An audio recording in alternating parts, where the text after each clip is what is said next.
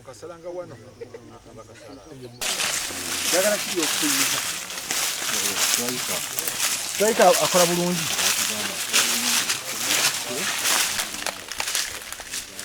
muzaye kano kawuka kano kuba kabotolekatekamu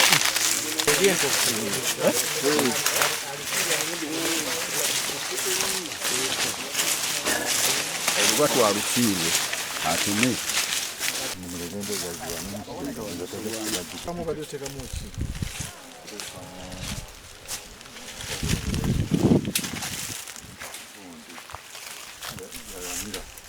yanira mbona jaga mandi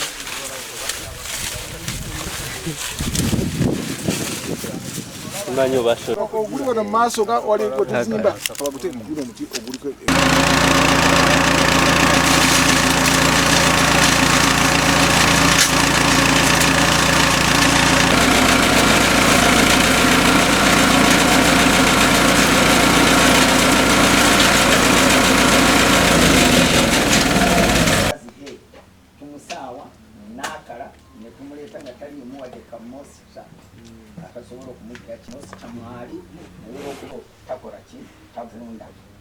asobola kubeera omwo for 10 years kasobola tomusanga amon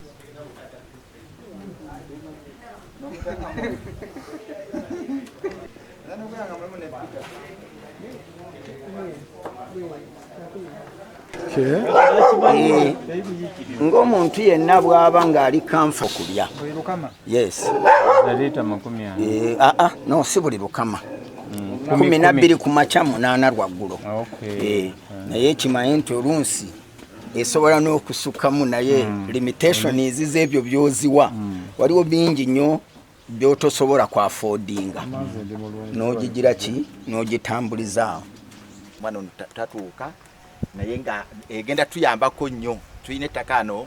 ery'okulimirako egenda tuyambako nnyo okulaba nti abantu baffe bajja ne balima ebitongole ebyenjawulo ebiri mu kitundu muno mu Kakiri mu Ggombolola y'e Kakiri tugenda kulima ebirime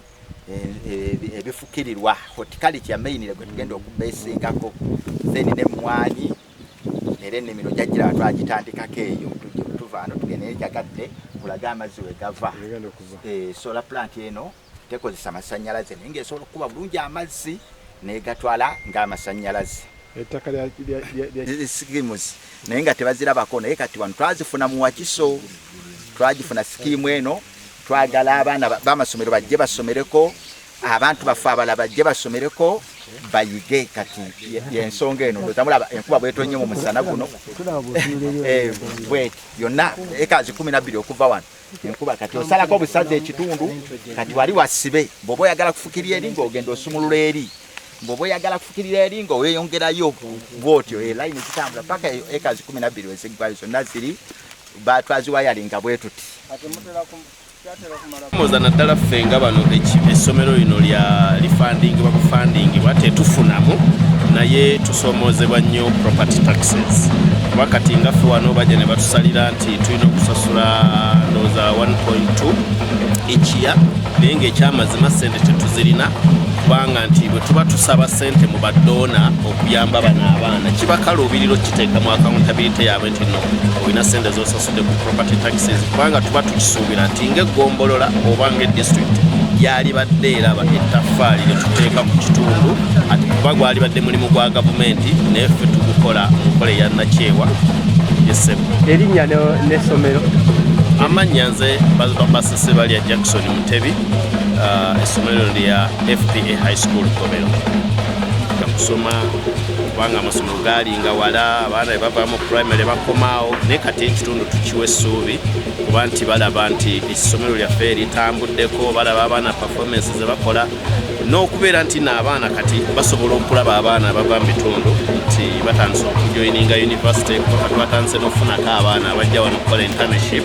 naddala abo abatwala okusomesa nga bavudde mu kitundu kino naye nga bagenda e Makerere Nakawa Kyambogo so kiwa ekifaananyi emiti emito bano abalala abaana abaali tebategeera bulungi kyakusoma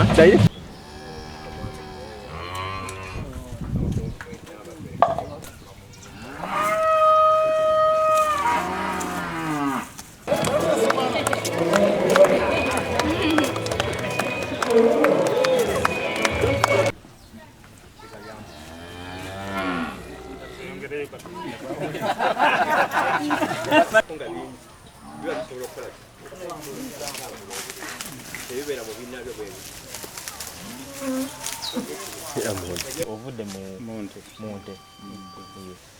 Gubasinga okozesa then